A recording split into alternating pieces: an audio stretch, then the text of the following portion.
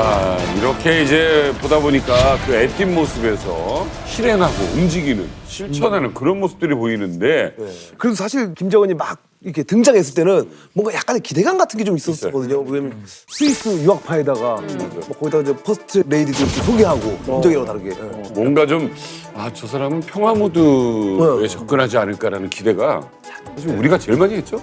그러니까 사실 저희가 처음 이제 김정은이가 등장했을 때 스위스 유학했고 그리고 또 실제로 했던 것들이 좀 희한한 행보를 보였어요. 그게 뭐냐면 로드맨 초청해서 뭐 농구 같이 하는 걸 보고 두 번째는 또 공연 때 그 미키 마우스 등장시키고 또 노래도 심지어 이제 서양 노래를 틀고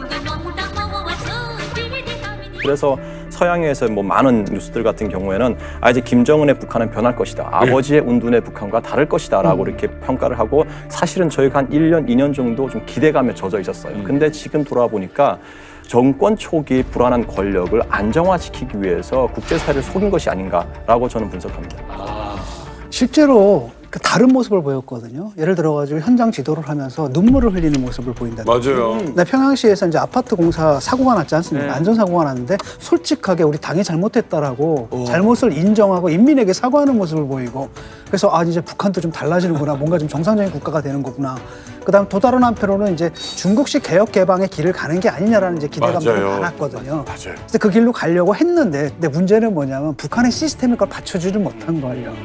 그래서 결국은 해보니까 이건 안 되겠다 싶은 데다가 또 하나는 어린 나이에 이제 권좌에 오르다 보니까 정적들도 많지 않습니까? 이걸 제거하는 과정 속에서 더 오히려 과거보다도 과거의 선대보다도 훨씬 더 잔혹한 모습을 보였던 게 아닌가 이렇게 생각해요. 사실은 이제 개혁 개방에 대한 어떤 의지보다도 일단은 자신의 어떤 그 권력을 유지하는 것이 최우선이라는 걸 이제 깨닫게 되면서 독재자 이미지로 바뀌었는데 그 출발점이자 가장 강렬한 어떤 시그널 같은 게 바로 장성택. 자신의 최측근이자 이제 고모부에 대한 어떤 공개 처형이 아니었나 하는 생각이 들어요. 이제 나는 강경 노선으로 가겠어라는 것을 만천에다 공표한 게 아닌가 하는 또 생각이 드는데. 사실 북한 노동당 역사 70여 년에서 자기 친척이잖아요. 그리고 국가의 2인자를 저렇게 공개적으로 잡아가지고 공개적으로 처형을 하는 모습을 보여주는 것은 북한 역사에서 정말 처음 있는, 그러니까 와 저런 일을 벌리다니 저런 장면을 보게 될 줄 정말 꿈에도 생각을 못했던 북한 노동당 역사는 어떻게 보면 장성택 처형 전하고 장성택 처형 후가 다르다. 장성택 하나만을 뭐 죽이고 이런 게 아니라 그 휘하에 있는 세력들을 다 이제 노동당 행정부 막강한 공안기관 권력을 잡고 있던 장성택 휘하를 다 이제 제거를 한 건데 그 이후에 5년 2014년 이후에 한 170명 정도를 이제 제거를 하고 숙청을 하고 정치범 수용소에 보내고 뭐 그 가족들까지도 다 그렇게 됐는데 사실 말씀하셨듯이 노동당의 역사가 분수령을 이뤘다 이러는 게 사실 그 처형을 하는 과정에서 많은 그 고위 군 장성들 고령이잖아요. 북한 발가벗긴 채로 그 가족들이 다 보는 데서 휘하들이 보는 데서 이렇게 죽였단 말이에요. 그러니까 북한 군부 원로들이 그때 이제 원로들 사이에 나왔던 얘기는 이거는 미치지 않고는 이럴 수가 없다. 근데 지금 뭐 이 반대파를 깔아뭉개기 위해서 제일 효과적인 것이 솔직히 공포 정치거든요. 그렇죠. 공포 정치의 교과서를 쓴 사람이 있어요. 바로 사담 후세인이거든요. 사담 후세인이 이제 1979년도에 이라크의 대통령이 돼요. 대통령이 된 다음에 국회의사당에서 생방송으로 모든 국회의원들 다 모아요. 옆에 앉아있는 부통령이 명단 읽습니다. 누구 나가시오. 누구 생방송이에요. 나가. 그래서 총 63명이 끌려 나가요. 생방송에. 그리고 끌려 나가자마자 바로 23명이 총살당해요. 그러니까 그걸 다 비디오로 찍어가지고 전국에 뿌려요. 생방. 그러니까 너희들도 덤비면, 사담 후세인한테 덤비면 이렇게 된다라는 걸 공포를 보여준 거예요. 그럼에도 불구하고 사담 후세인 물러나라 했을 거 아니에요. 그렇죠. 반대파를 끌고 와요. 사담 후세인 딱 매뉴얼을 정해서 이런 식으로 고문을 하라고. 눈 뜬 다음에 눈동자에 담배불 지지기. 그런 다음에 10m 건물에서 밀어 떨어뜨리기. 죽으면 죽은 거고 살면은 그 고통 속에서 살아라. 그리고 그럼에도 불구하고 정말 반대를 하는 반대파가 있을 거 아니에요. 잡아서 손을 뒤에 묶어. 그런 다음에 크레인으로 끌어올려요. 가슴에 뭘 달아요. 뭘 달았을까요, 여기다? 폭탄? 네? 폭탄? 맞아. 다이너마이트. 에? 다이너마이트를 가슴에 묶고 크레인으로 찍. 사람들이 보잖아요. 다 보고 이게 보라고 하는 거 일부러. 그리고 멀리서 원격 리모컨으로 눌러요. 띡, 빵 터지는 거. 이게 진짜 그랬죠. 진짜로. 그러니까 이거를 전 국민한테 보여줘요, 이라크에서. 그러면 누가 감히 타도 사담 후세인 하겠습니까? 그래가지고 요 공포 정치 때문에 무려 30년 동안 반대파는 단 1도 없었어요. 이야. 아니 근데 사실 이렇게 잔인한 사람이라도 좀 세월을 이기기가 좀 쉽지 않은 것 같은 게 그렇죠. 요즘 보면 12년 동안 좀 많이 늙은 것 같아요. 맞아요. 나이가 못돼지고. 십몇 년이 갑자기 확 늙은 것 같은 느낌이 있거든요. 살도 많이. 나는 일부러 그런 거 아닌가 싶은데요. 개나발을 불고 있어 내가. 개나발을 불고 있어 내가. 아니 종민동무. 아니 내가 그 관리를 못했다니 그 말도 안 되는 소리 하고 있어 내가. 많이 늙었어. 놀라지 말라. 내가 관리를 못한 게 아니라 관리를 했는데 그게 이겁니다. 그게 이겁니다. 원래 내가 그 20살 때부터 이 동안이 컴플렉스였어요. 좀 더 늙어 보이기 위해서 관리하고 노력하다 보니까 노력하고 이겁니다. 알겠습니까? 그 늙어 보이기 위해서 노력하네. 그렇지. 2018년 남북 정상회담 당시 현장에서 전 직접 취재했잖아요. 근데 김정은이 사람을 혹하게 하는 재주가 있어요. 공개 발언할 때는 굉장히 매체에서 봤듯이 센 척도 하고 해요. 근데 막상 카메라 꺼지고 비공개, 정상들끼리 비공개 회담을 하잖아요. 그러면 그렇게 사람이 겸손해지고 굉장히 친근해지고 굉장히 본인도 이 북한이라는 나라를 떠맡게 된 듯한 연기를 해요. 근데 마주 앉는 반대편 입장에서 봤을 때 그게 연기인지 진심인지가 헷갈려요. 기만전수. 허술해 보여도 굉장한 연기자라는 생각이 좀 들어요. 아니 근데 지금 뭐 전 세계가 이렇게 관심을 갖는 핵인싸가 됐는데 크리스는 어때요? 미국은 솔직하게 얘기해도 되죠? 미국, 예. 솔직한 말로 미국에서도 첫인상은 나쁘지 않았어요. 정말 귀여운 동글동글 곰돌이 같은 이미지였는데 갈수록 뭐 하는 짓이 귀엽진 않은데 처음에는 뭐 괜찮다. 근데 어떻게 그렇게 어린애가 정권 갑자기 어떻게 잡았을까? 그렇죠. 이런 반신반의였는데 갈수록 너무 잔혹하고 약간 사이코패스 같고 대놓고 여러 그 가족 식구분들 다 죽이니까 정말 도라이 같아요. 네. 갈수록 사이코. 희한하다. 사실은 뭐 김정은 집권 초까지만 하더라도 아웃사이더였습니다. 아싸, 외교적인 아싸였죠. 상대해주는 국가가 없었어요. 정식 지도자로 인정도 안 했고 북한 경제 상황도 매우 안 좋아서 김정은이 준비되지 않고 북한 대내적 상황이 굉장히 최악인 상황에서 등장을 했기 때문에 외교적인 무대에서 아싸일 수밖에 없었죠. 그래서였을지 김정은이 더 핵에 집착하게 됩니다. 기어코 2017년에 6차 핵실험을 하면서 원하던 핵을 손에 얻었죠. 아마 그 순간 때부터였을 겁니다. 외교적인 무대에서 아싸였던 김정은이 핵 인싸가 됐습니다. 근데 모든 사람에게 환영받는 핵 인사이더가 아니라 핵을 앞서서 인싸가 되고 싶은 김정은의 외교 무대를 우리가 지난 수년간 봐왔던 거죠. 김정은의 위상이 국제적으로 좀 달라졌다고 볼 수 있는데 이제는 뭐 김정은을 만나겠다라고 하는 국제 지도자도 나왔고 그 세계 패권을 쥐고 있는 미국의 대통령이 김정은 만나라고 왔었잖아요. 만났네요. 비행기 타고 만나기도 했었고 그분 미국 대통령 또 될 수도 있어요. 급기야. 그러니까 핵 하나 갖고 김정은이 이 외교적 무대에서 아싸에서 인싸로 화려하게 데뷔를 한 거죠. 실제로 저 말이 맞는 게 사실 북한이에요. 우리의 경제력은 40분의 1밖에 안 되고 미국의 700분의 1밖에 안 되니까 네. 그런 나라가 갑자기 전 세계적인 관심을 끈 거는 결국 핵을 개발하기 때문이고 핵을 개발하게 되면 이건 뭐냐면 주변 국가가 다 문제가 되거든요. 그래서 적어도 2018년 이후에는 김정은이 이제 외교 무대에 나온 거, 국제 외교 무대에 나와서 관심을 다 끄는 거죠. 시진핑의 관심도 끌고 무엇보다도 트럼프, 미국 대통령과 마주 앉기도 하고 우리나라 대통령과는 뭐 말할 필요도 없고 정말로 핵 인싸가 돼버린 거죠. 2024년 올해 같은 경우에는 북한이 본격적으로 갑질을 시작할 것 같아요. 그러니까 작년까지만 하더라도 이제 미국과 북한은 갑을 관계거든요. 북한이 당연히 을이죠. 그런데 연장을 이제 다 갖췄어요. ICBM, 대륙간 탄도미사일, 군사 정찰 위성까지 다 갖췄지 않습니까? 그래가지고 모든 도발 세트를 다 갖춘 올해 2024년은 본격적으로 콧대가 하늘을 찌르는 김정은이 본격적으로 나도 이제 갑이야! 갑질을 하지 않을까 우려합니다. 근데 저는 이제 좀 무서운 게 뭐냐면은 이렇게 자기 위상 때문에 그냥 도발을 계속 하다가 이게 진짜 전쟁으로 이어지면 어떡할까 약간 좀 고민이 좀 나거든요. 그렇죠. 이제 도발 가능성 부분을 사실 많이 우려를 하고 거기에 이제 철저히 대비해야 되는 건 맞는데 당장 핵 참화를 들씌운다, 핵 불바다를 만든다, 그게 가능할 거냐? 그럼 여러 가지 제약 요인도 있죠. 결국은 자기네들이 핵을 도발할 경우에 궁극적으로는 북한 정권에 종말을 가져온다는 건 뭐 너무나 잘 알 거고 푸틴도 지금 전술핵이나 이런 것들을 만지작거리고 있지만 한 번 얘기 꺼냈다 다시는 못 꺼내잖아요. 그 정도로 이 핵 문제라는 게 쉬운 문제가 아니라는 게 있고 또 김정은 입장에서 봐도 자기가 지켜야 될 게 너무 많죠. 어떻게 보면 뭐 우리는 잃을 게 많고 북한은 잃을 게 없다 이렇게 생각할 수도 있지만 김정은 입장에서는 자기가 가지고 있는 그게 전부잖아요. 다 뺏기면. 올해가 사실은 매우 외교적으로는 정말 중요한 해입니다. 크게 두 가지 정말 중요한 일이 올해 예정돼 있거든요. 네. 첫 번째는 아직도 우크라이나와 전쟁 중인 러시아의 대선이 있습니다. 어차피 대통령은 푸틴이겠으나 근데 이 러시아 여론이 심상치가 않거든요. 이게 24년 올해구나. 예, 올해 있어요. 그리고 러시아와 우크라이나의 전쟁이 이제 거의 마지막 마무리 단계로 접어든다는 분석이 많기 때문에 러시아와 북한이 2023년 작년 한 해 친했죠. 근데 과연 올해도 친할까요? 전 그렇게 보지 않거든요. 왜냐하면 우리나라도 대한민국도 이 우크라이나를 대외적으로는 지지했지만 러시아와 물밑 관계를 엄청나게 관계 개선해왔기 때문에 올해에 중차에 대한 변수가 드러난다. 두 번째는 이거보다 더 중요한 미국의 대선이 있어요.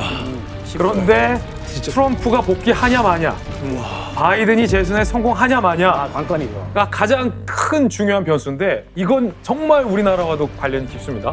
지금 우리나라 대한민국 정부는 바이든 정부와 합이 참 잘 맞아요. 특히 대북 정책 관련해서. 그런데 북한 김정은 입장에서는 트럼프 전 대통령이 내심 다시 돌아와 주기를 바라고 있을지도 모를 일이라서 올해 이 두 가지가 어떻게 결론 나는지가 이 외교사적으로 가장 큰 이벤트라고 할 수 있습니다. 그러게요. 이게 지금 미국 대선이 뭐 우리랑 뭔 상관이냐 하기에는 누가 되느냐에 따라서 우리 방위비도 달라지고 대하는 게 너무 달라집니다. 그러니까 이게 우리나라가 정말 주목해야 될 큰 변수. 네. 네, 김정은 입장에서 이제 집권 13년 차입니다. 자, 김정은이 과연 올 한 해 푸틴과 바이든 혹은 트럼프와 시진핑이라는 사이에서 과연 국제 무대에 어떤 그 모습으로서 다시 등장하게 될지 또 어떤 일을 하게 될지. 네. 자, 그 예측 2024년 김정은의 외교 무대 함께 예측해 봅니다.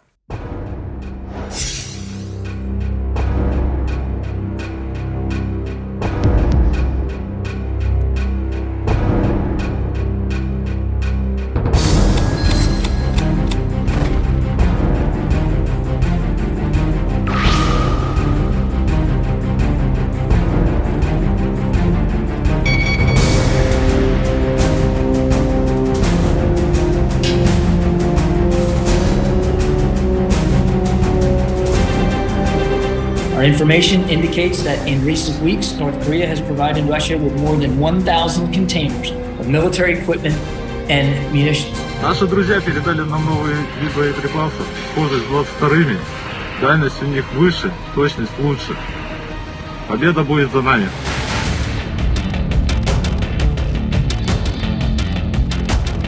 아주 역사적으로 보기 힘든 무기 당근.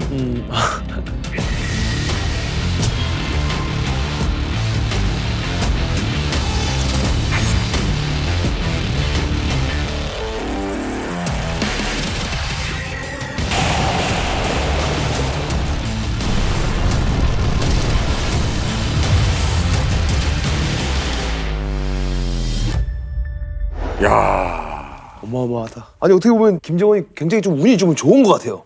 이번에 좀 가장 좀 어려운 시기에 또 이제 푸틴이랑 또 친구가 또 생기고. 지금은 운이 좋다고 봐야죠. 왜냐하면 그 북한이 유엔 제재 전에는 한 5억에서 한 15억 불어치 무기를 중동 및 3세계 나라들, 아프리카 나라들 팔아왔거든요. 유엔 제재가 강화되면서 2천만 불 정도의 무기밖에 못 판다 그러더라고요. 그게 큰 무기를 많이 만들어 놨는데 미국이 계속 쫓아다니며 그러고 뭐 위성으로 보고 그러니까 무기를 못 팔다가 우크라이나 전쟁이 터졌어요. 우크라이나 전쟁이 터지면서 북한 군수공업한테는 완전히 호기가 생긴 거죠. 그러니까 재고 땡처리도 있고. 재고 땡처리고 물건 들어오는데 가장 중요한 게 막 틀림없이 그건 거의 확실해 보이는데 정찰 위성이라고 하는 걸 성공했잖아요. 궤도에 올려놓은 기술은 러시아 기술자들이 들어가서 준 것으로 보여요. 정찰 위성만 넘어간 것도 괜찮은 데다가 그다음에 이제 기름 들어가고 휘발유 들어가고 디젤유 들어가고 밀가루 들어가고 그러니까 북한이 넣으신 분들도 보면 최근에 하루 한 끼 밀가루 먹기 운동을 벌리거든요. 국수 먹어라, 빵 먹어라. 밀가루 음식 전시회가 12일 평양면역에서 개막됐습니다. 우동, 석성국수, 빵을 비롯한 여러 가지 제품을 가지고 이 전시에 참가했습니다. 그러니까 밀가루가 어디서 들어간다는 소리 아니에요, 지금. 그러니까 김정은으로서는 러시아 우크라이나 전쟁이 bomfat을 터뜨려 준 거죠.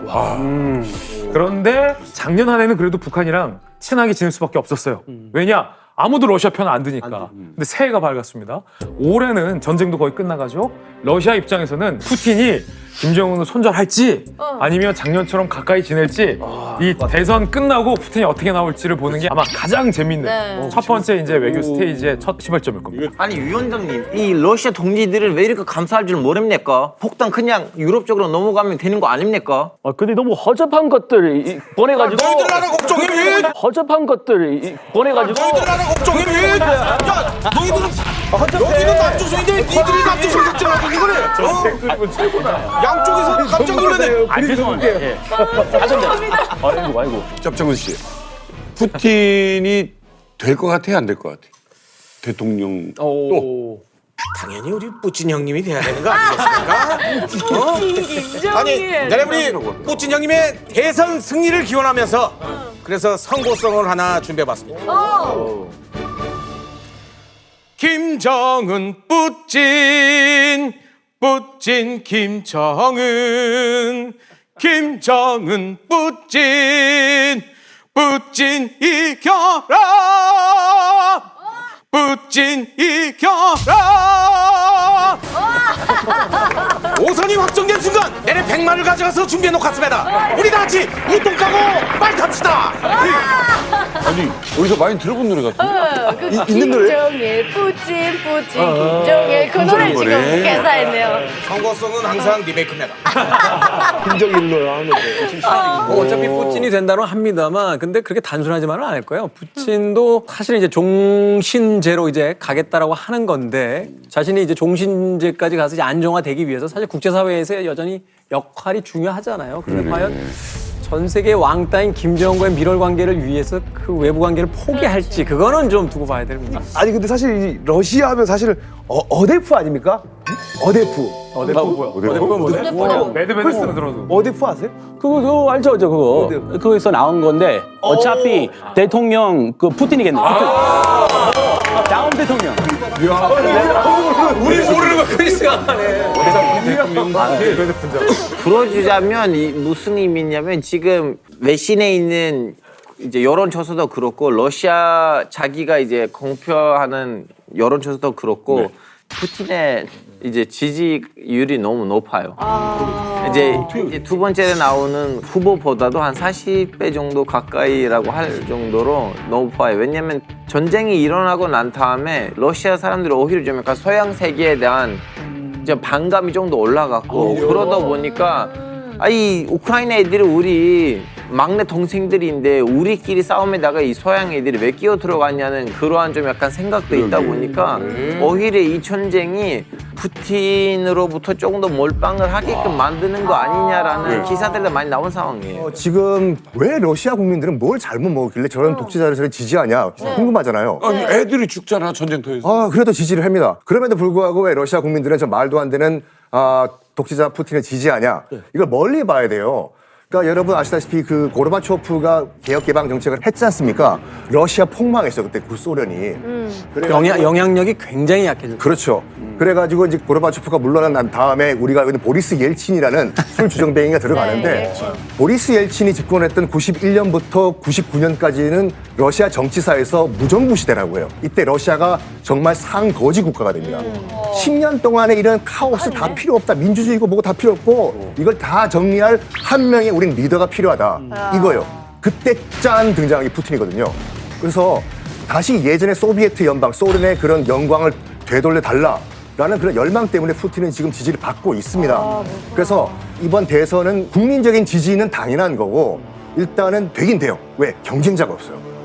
러시아에서 이런 말이 있거든요. 푸틴에 대항하는 경쟁자는 어떻게 된다? 방사능 홍차를 선물 받는다.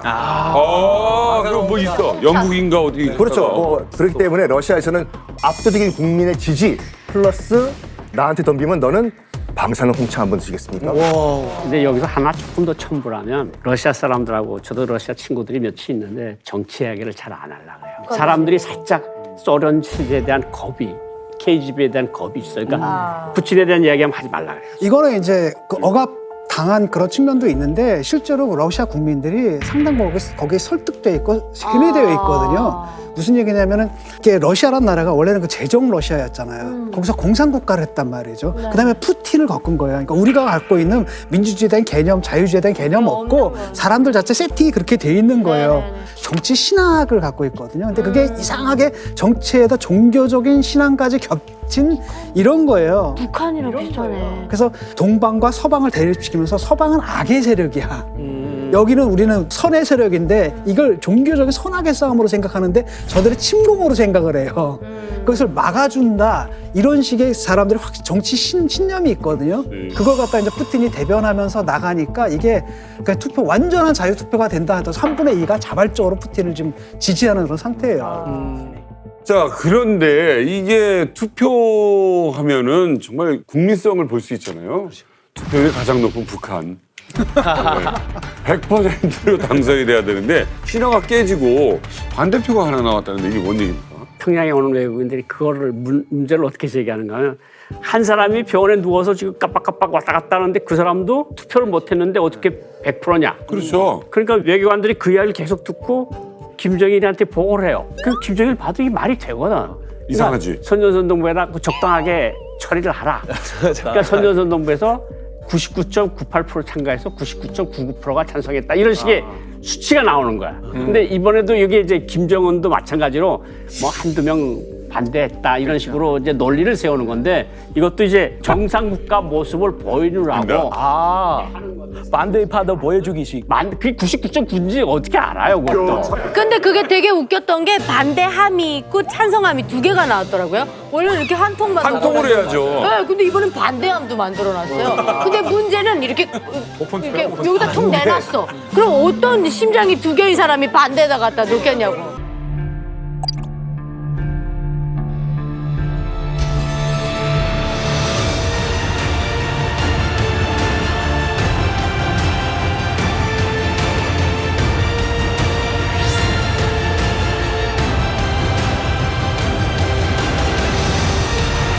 와우, 진짜 이거는 unbelievable. 왜냐면 트럼프가 이제 북한 땅을 가는 처음 간 거니까.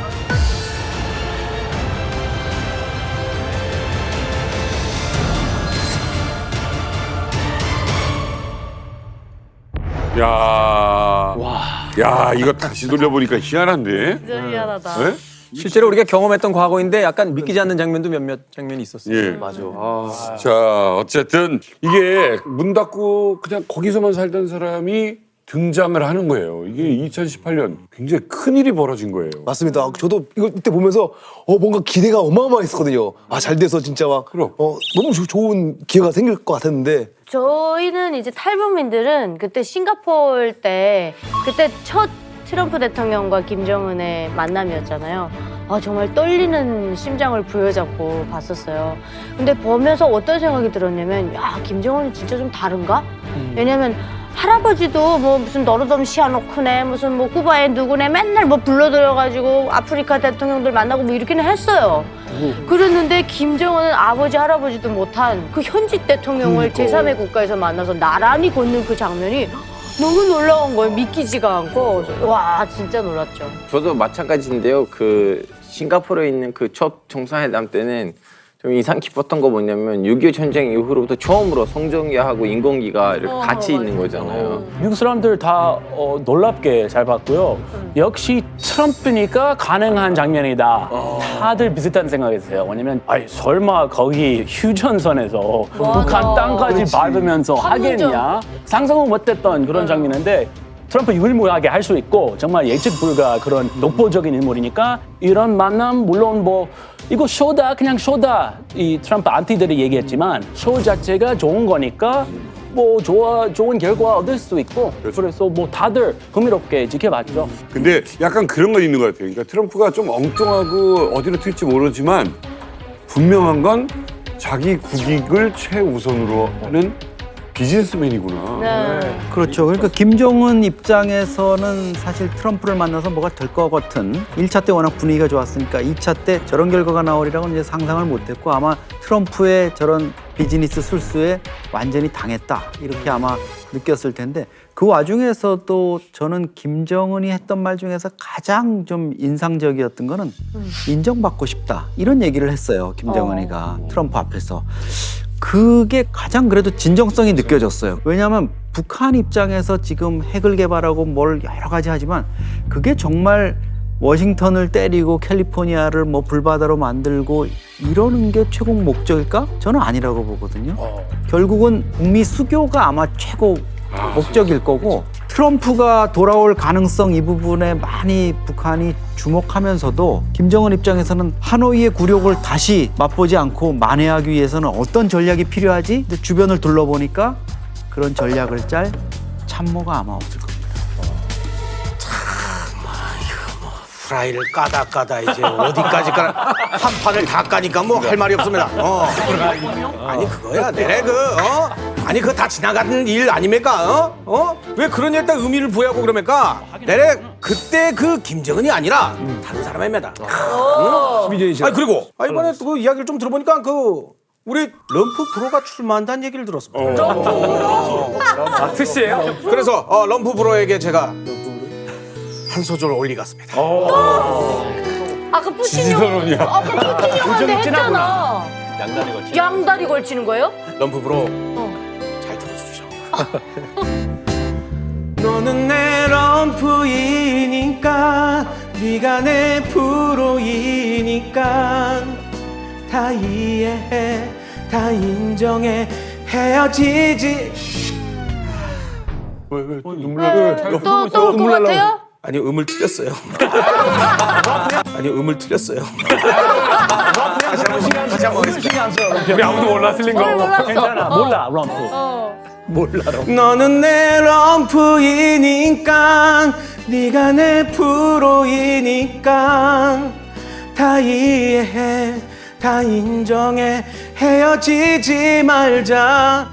다음에 평양 오라고 늦으면 편지 쓰라고 귀찮은 잔소리도 하지 않을게.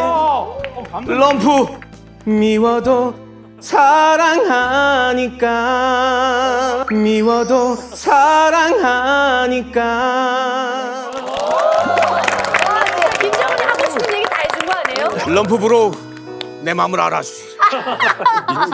뭐야? 2017년 말에 그 핵강국을 선포하잖아요. 네. 사실은 북한이 이를 악물고 핵무기, 대륙간 탄도미사일을 만들고 자기네 스케줄대로 움직인 거예요. 2018년도 1월 1일 날 평창올림픽 축하한다고 얘기를 하고 이러면서 이제 한국 끌어들이고 거기서 이제 미국이 끌려들고 그래서 2018년도까지는 잘 갔어요. 북한 의도대로. 그러네요. 근데 2019년도 가서 2월 달에 하노이에서 만나잖아요. 예. 하노이에서 만났는데 트럼프가 이제 내가 이제 의도하는 대로 끌고 나가겠다는 거 아니에요. 그래가지고 이제 뭐 강선 이야기도 끝내고 뭐 삼중수소 이야기도 끝나고 그러니까 김정은이가 앉아서 손에 땀이 나니까 바지에다 땀을 문지르고 이제 긴장을 하는 거 아니야. 그러다가 강선 우라늄 농축 우라늄을 안 하면 우리 끝내자.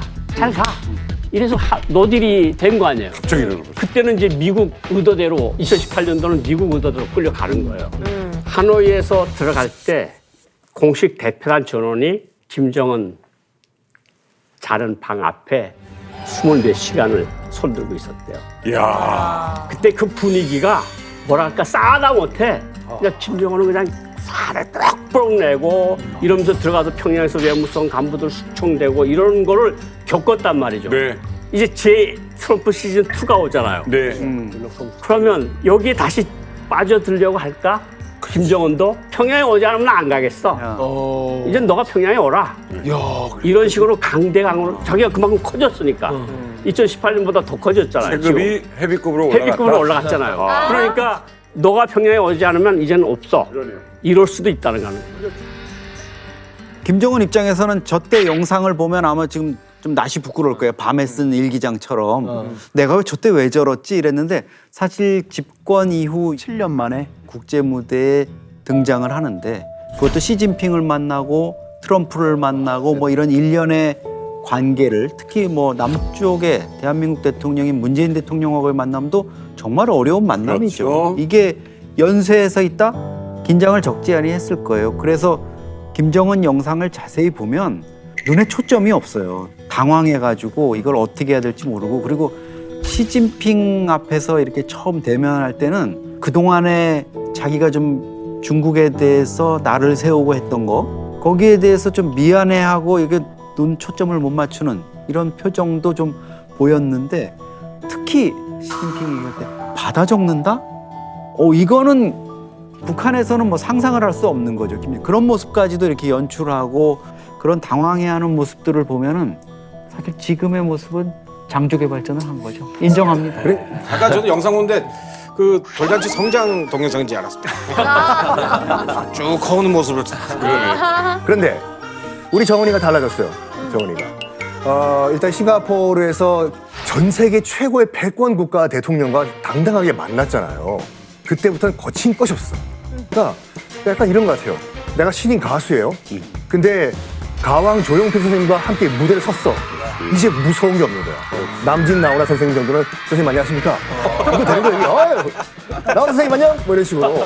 그러니까 그 이후에 또 이제 시진핑 주석과 정상회담 때 보면은 받아 적는 게 어딨어요? 당당하게 말해보시오. 급이 달라졌어 진짜. 아니 그럼 실제로 이 그 트럼프가 이 당선될 가능성은 얼마나 되는 거예요? 그래서 제가 준비했습니다. 미국의 핫한 여론조사들을 총망라, 집대성, 대분석해봤습니다. 여론조사를 통해서 과연 누가 당선될지 이만갑 미국 대선 여론 집중 대해부 브리핑 지금 시작하겠습니다. 와우. 빠밤.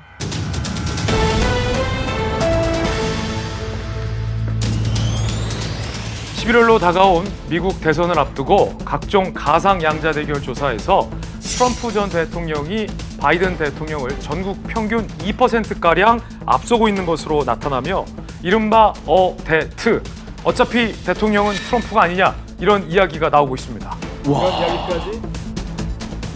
지난달 의회 전문 매체인 더힐에서 전국 단위 497개 여론조사 평균을 집계한 결과 바이든 대통령의 평균 지지율은 41.8%로 43.7%인 트럼프 전 대통령보다 1.9%포인트가량 낮았습니다. 오차범위긴 한데 그래도 이기고 있다는 거예요. 그렇죠. 그중에서도 한 여론조사 결과가 충격적인데 트럼프 전 대통령이 48.0%, 바이든 대통령은 38.0%로 무려 10%포인트 격차를 보이며 심상치 않은 결과가 나오기도 했습니다. 특히 지난해 초와 연말을 비교했을 때 지난해 초 4월 양자 대결에선 바이든 대통령이 평균 2%포인트가량 앞섰지만 지난 11월, 12월에는 트럼프 전 대통령이 2에서 4%포인트 앞서며 역전하는 것을 볼 수 있습니다. 현직 대통령이 경쟁자인 후보에게 뒤처지는 여론조사가 나오는 건 매우 이례적인 일입니다. 지금까지 이만갑 브리핑의 김진 기자였습니다. 잘 들었습니다. 미국 대선 역사상 이제 현역 대통령이 지는 경우가 그렇게 많지 않았잖아요. 포드와 카터 시절 정도 있었고, 아이러니하게 트럼프가 이제 현역 대통령 시절에 바이든에게 졌고, 근데 지금 그 반대 현상이 지금 나타나고 있다는 건데, 이런 현상이 벌어질 수 있도록 이 트럼프를 지지하고 있는 특별한 이유가 도대체 뭔가요? 와, 그러니까 이게 사실 최근 트럼프가 이런 말을 했대요. 단 하루 독재자이고 싶다. 또 이런 말을 해가지고 논란이 아시더라. Donald Trump really said it. He'll be a dictator for a day if reelected. He says, you're not going to be a dictator, are you? I said, no, other than day one.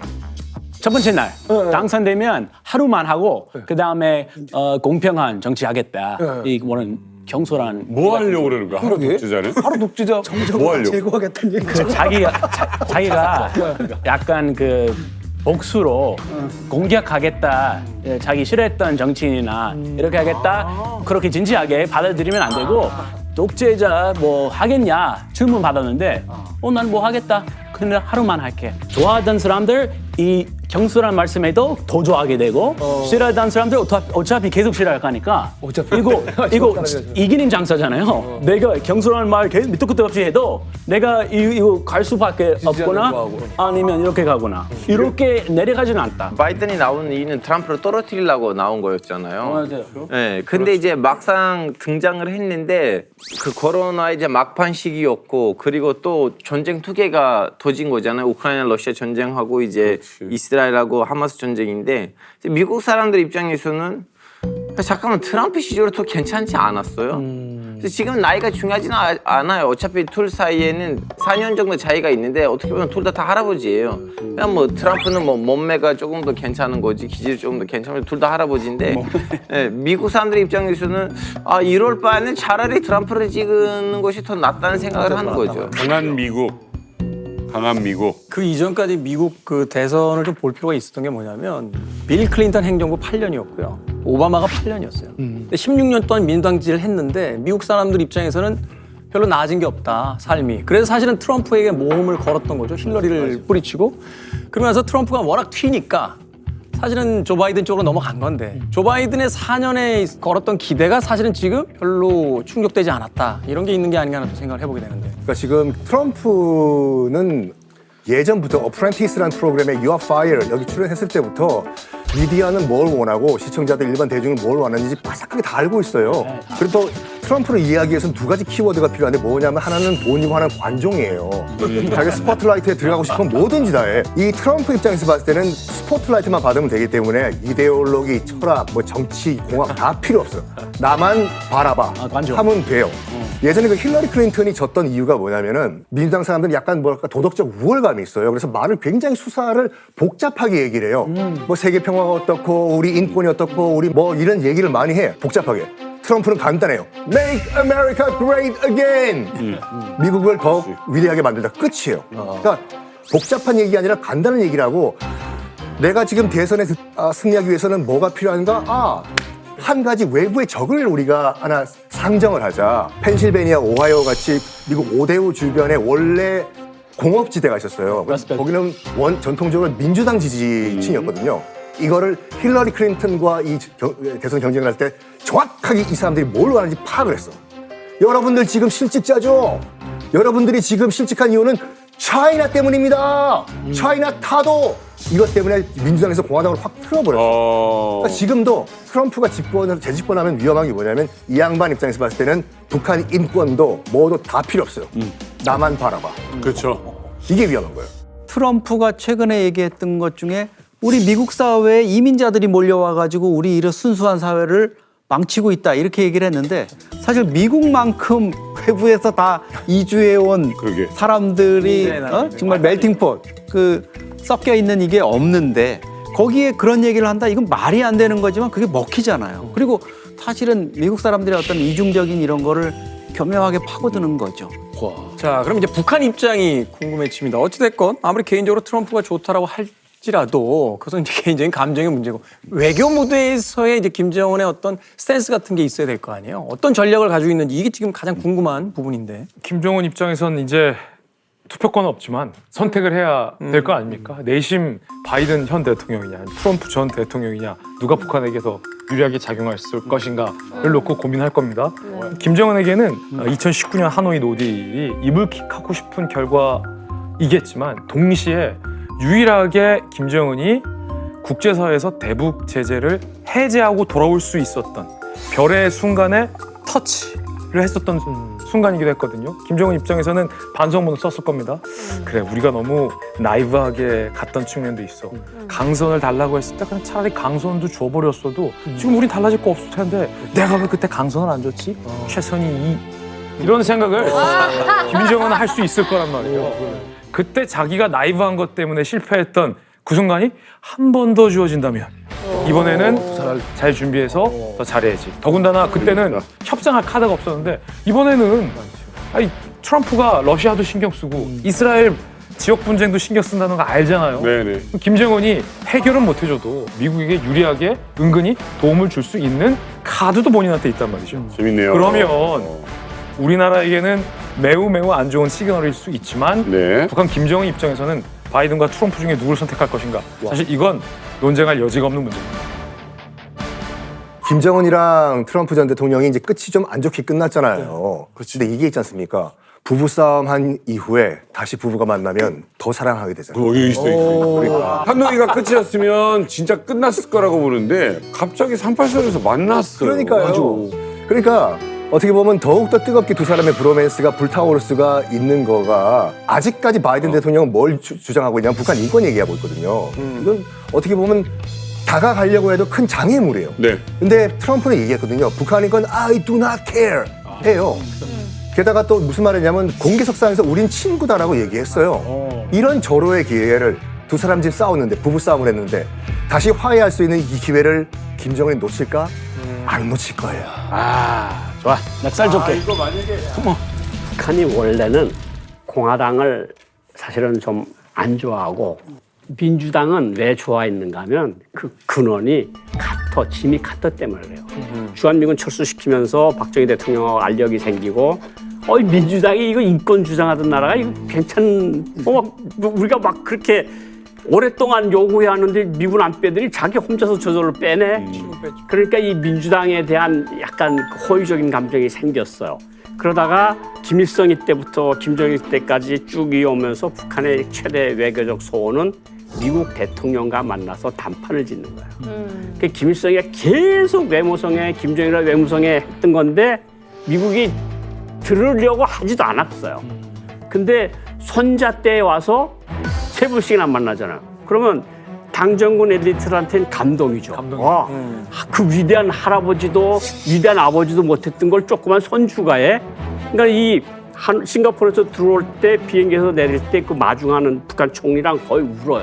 이거는 거의 진심이에요. 이제는 우리 고생 끝이다. 미국하고 이제 다 하기로 했으니까. 그랬던 트럼프 대통령이 다시 온다? 마다할 이유가 없죠. 그러니까 다시 11월 달에 재선이 돼서 내년에 1월 달에 이제 취임이 된다? 지금 아마 외교관들 머리 터질 겁니다. 이걸 어디서 어떤 그림을 만들어내야 우리 지도자를 더 빛내고 우리 문제도 풀고 제재 문제도 풀고. 근데 바이든은 거의 움직이진 않잖아요. 그러니까 바이든 때는 희망을 잃어버리고 이때는 우리가 우리의 회담 협상 능력을 더 높이자. 그래서 미사일 만들고 정찰위성까지 쏜 거 아니에요. 그러니까 턱이 높아졌어요.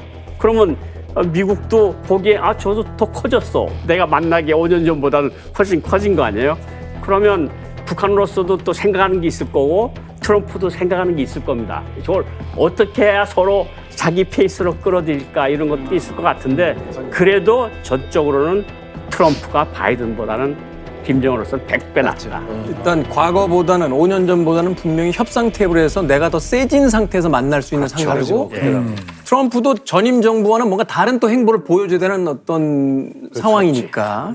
트럼프 대통령하고 제가 유일하게 만나봤을 거예요 아마. 2018년도에 제가 트럼프 대통령 만났는데 제가 만나서 느낀 거는 참 김정은 캐릭터와 너무 비슷하다. 첫 번째 관종의 이미지, 두 번째 목적을 위해서는 수단을 가리지 않는 것.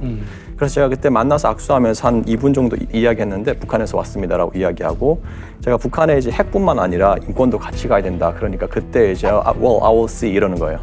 그러니까 뭐 생각해보겠다 그냥 그러는 거예요. 그때 제가 느낀 게 뭐냐면은 인권에는 관심이 없어요. 그냥 북한의 문제를 해결함으로써 자기가 중심에 대고 그것이 미국의 이익이 된다 그러면 트럼프는 할 거예요. 그러면 여기서 김정은을 봐야 되는 것도 김정은도 마찬가지예요.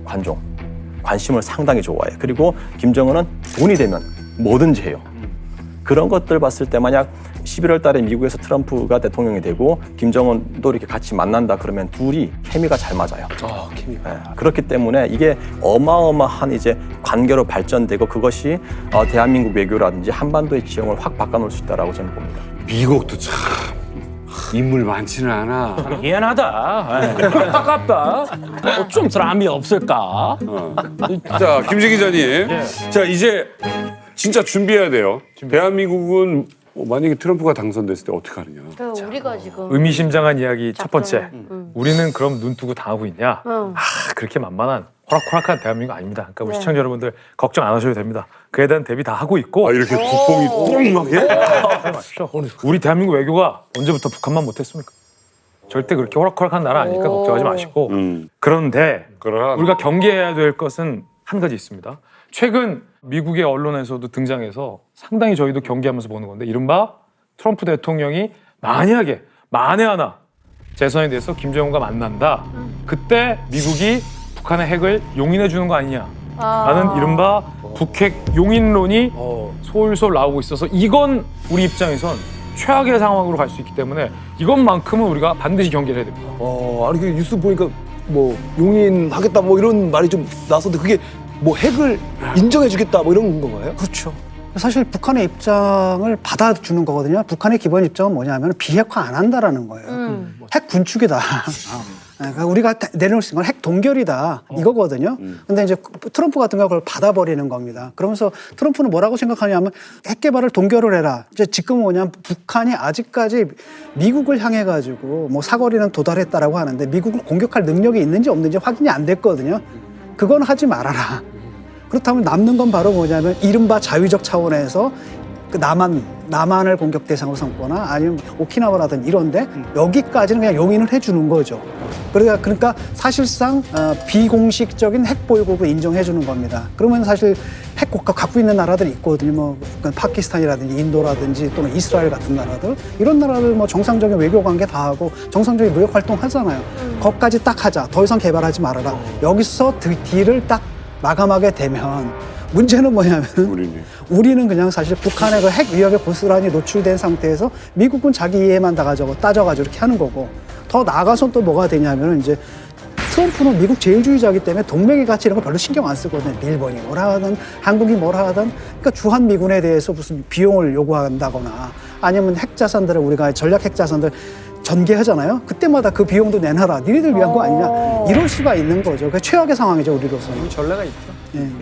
이거 이영종 센터장님, 한반도 비핵화는 미국과 우리가 늘 외치던 거였잖아요. 그렇죠. 지금까지 그랬고 그게 한미일 공조의 어떻게 보면 그 대북 정책과 관련한 기본 축이었습니다. 맞아요. 과거에는 이제 보상을 통해 가지고 핵을 동결시키거나 포기시키고 아니면 뭐 단념시키는 이런 거였는데 그게 이제 어려워지면서 북한이 사실 뭐 사실상의 핵보유국이 됐다 이렇게 주장을 하니까 트럼프가 집권해서 만약에 사실상의 핵보유국 인정 그 대신 뭐 여러 가지 조건으로 이렇게 한다면 그게 이제 일거에 무너지는 걸 수 있죠. 우리가 이미 한번 경험을 했지 않습니까? 미국으로부터 뒤통수를 맞았다 이러면은 좀 과한 표현일 수도 있지만 트럼프가 2018년 6월에 김정은을 만나가지고 1차 정상회담을 하고 나서 너무나 쉽게 한미 군사훈련 중단하겠다 이래버렸잖아요. 이거 비용만 많이 들고 이러는데 만약에 앞으로 김정은과 트럼프가 또 만나가지고 브로맨스를 과시하면서 우리 옛날처럼 이제 다시는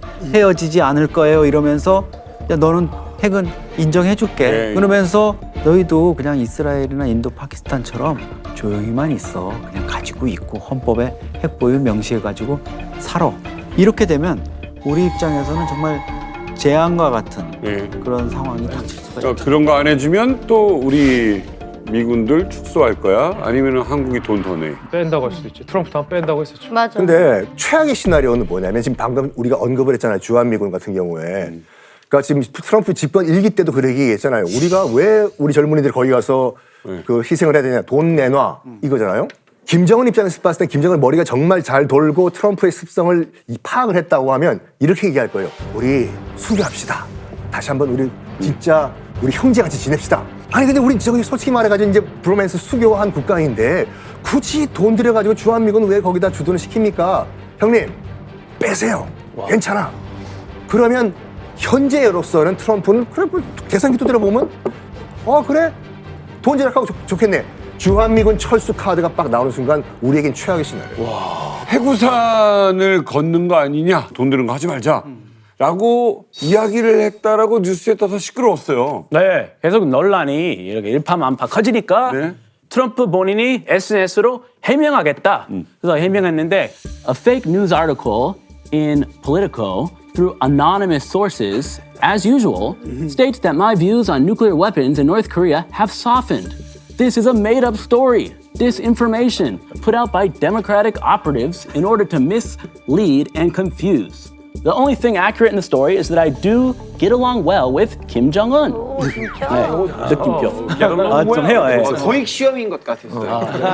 이래봬도 원어민입니다. 준원어민이에요. 알 발음이 조금 안 좋다. R 발음이랑 S 발음 만족기로 상담 받았습니다. 예. 그래서 S 발음 많이 이제 향상된 상태고요. 예. R은 아직. 사실 저희가 우려하는 것 중에 뭐 다 떠나서 트럼프가 예측 불가능하다는 거예요. 그 트럼프 초기에 저희 Little Rocket Man이라 그랬어요. 그리고 나중에는 We fell in love. 우리 사랑에 빠졌어요. 근데 이건 한번 생각해 볼 수 있지 않나요? 우리가 이제 트럼프를 예측 불가능하다고 봤던 건 우리가 이제 정치적 감각을 가지고 트럼프를 봤을 때는 맞아요. 예. 이게 우리의 예상은 항상 빗나갔는데 말하자면 이제 트럼프를 분석하는 우리의 툴이 잘못돼 있었다라고 한번 생각해 볼 수 있는 거죠. 그리고 철저히 이 사람은 정무적 판단 안 해. 나는 비즈니스야. 나는 국가도 하나의 장사로 생각해. 라고 생각을 해보고 들여다보면 오히려 더 단순하게 보일 수 있는 지점이 있지 않을까 하는 생각도. 바로 그 지점인데 그래서 우리 외교안보실에서도 사실 트럼프가 재선된다 하더라도 크게 우려하진 않아요. 첫 번째로 북핵을 용인해 준다라는 건 사실상 가능성이 정말 낮은 옵션에 불과하다고 우리는 이미 파악하고 있거든요. 만약에 미국이 북한의 핵을 용인해 준다면 그 한반도에 있는 모든 미국의 동맹국들을 LI가 다 무력화되는 효과거든요. 너도 나도 핵무장하겠다고 할 텐데 그걸 트럼프가 미국이 감당할 수는 없어요. 그렇죠. 우리도 그렇고 일본도 사실은 그렇게 되면 핵무장 하겠다고 나올 우리 수밖에 입장에서는 그럼 우리 핵무장 할게라고 하면 되는 부분이에요. 그래서 그 핵 용인론은 굉장히 낮은 옵션이다. 한 가지 흥미로운 건 정반대의 추측이에요. 트럼프는 굉장히 계산적인 사람이다. 그래서 19년도, 18년도 무려 2년간 북한에게 공과 에너지와 힘을 들였어요. 그랬는데 트럼프에게 결과적으로 1년 뒤에 돌아온 건 뭡니까? 낙서. 북한 어젠다가 더 이상 미국 시민들에게 투표권을 갖고 있는 미국 국민들에게 그렇게 차밍하지 않다, 매력적이지 않다는 걸 트럼프 행정부가 본능적으로 그때 깨달았을 거랍니다. 맞아요. 그러면 재선 실패의 패배를 경험한 트럼프 입장에서 뭐하러 또 답도 없는 핵 포기 안 할 건데 뭐하러 김정은을 만나, 김정은한테 얻을 게 없는데 라는 생각을, 현실적인 계산을 트럼프가 너무나도 잘할 것이다. 그래서 의외로 트럼프가 재선으로 돌아온다 하더라도 만약에 즉각적으로 김정은에게 그렇게 뜨거운 예전만한 관심을 주지 않을 거다라는 분석도 사실은 굉장히 많습니다. To get along with 김정은 이거 있잖아요. 이거는 뭔가 다른 제스처를 취할 거라는 거거든요. 그게 쇼든 어쨌든 간에 극적인 무슨 협상에 이런 것들을 할 수 있는 가능성은 있는 것 같고 왜냐하면 또 북한도 가만히는 안 있거든요. 특히 이제 발사체 인공위성을 해가지고 사실은 미국의 본토를 타격할 수 있다라는 그 메시지를 계속 보낼 거라는 겁니다. 나한테 관심 좀 가져줘라고 하면서. 네. 거기에 대해서 분명히 트럼프가 어떤 대답은 분명히 해야 될 겁니다. 아마 트럼프 입장에서 가장 시끌시끌하게 뉴스 나오고 내가 뭔가 할 수 있는 거는 김정은 만나는 거잖아요. 네, 사실 전 미국에 최근에 몇 번을 갔었어요. 미국 가서 싱크탱크도 만나보고 이제 국무부 사람들도 만나보고 그러는데 트럼프가 만약에 북한 핵을 용인하고 핵 보유국으로 인정을 하면 당신네 가만히 있겠냐? 일본 가만히 있겠냐? 타이완이 가만히 있겠냐? 그러면 온갖 세계 질서가 다 망가지는데 맞아요. 트럼프가 튀는 행동을 하더라도 북한 핵을 용인하고 그냥 가져.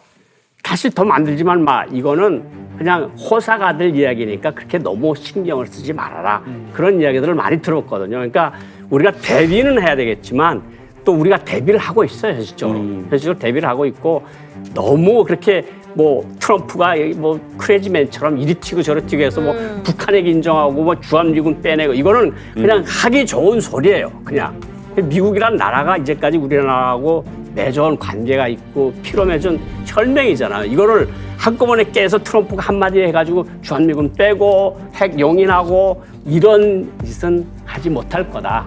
극단적인 가능성은 없다 하더라도 극단적인 가능성까지 시사하면서 우리들한테 비용 청구서의 금액을 높일 수는 있다라는 거죠. 비용은 가능성이 있다고 봐요. 결과적으로 이제 2024년 우리나라의 이제 외교 무대, 북한의 외교 무대, 미국의 외교 무대에 대미를 장식할 주인공은 결국은 이제 트럼프 전 대통령이 될 것 같습니다. 재선이 될 수도 있고 안 될 수도 있어요. 아직은 뭐 단언할 수 없다라는 말씀 거듭 드리겠습니다. 그런데 만약에 트럼프가 등장한다면 종민 씨는 어떨 것 같아요? 네? 트럼프 된다면요? 궁금하다. 예, 개인적인. 전에. 그래도 뭐 막 하지는 않을 것 같습니다. 막 하지는 않을 것 같습니다. 그렇지 않을까요?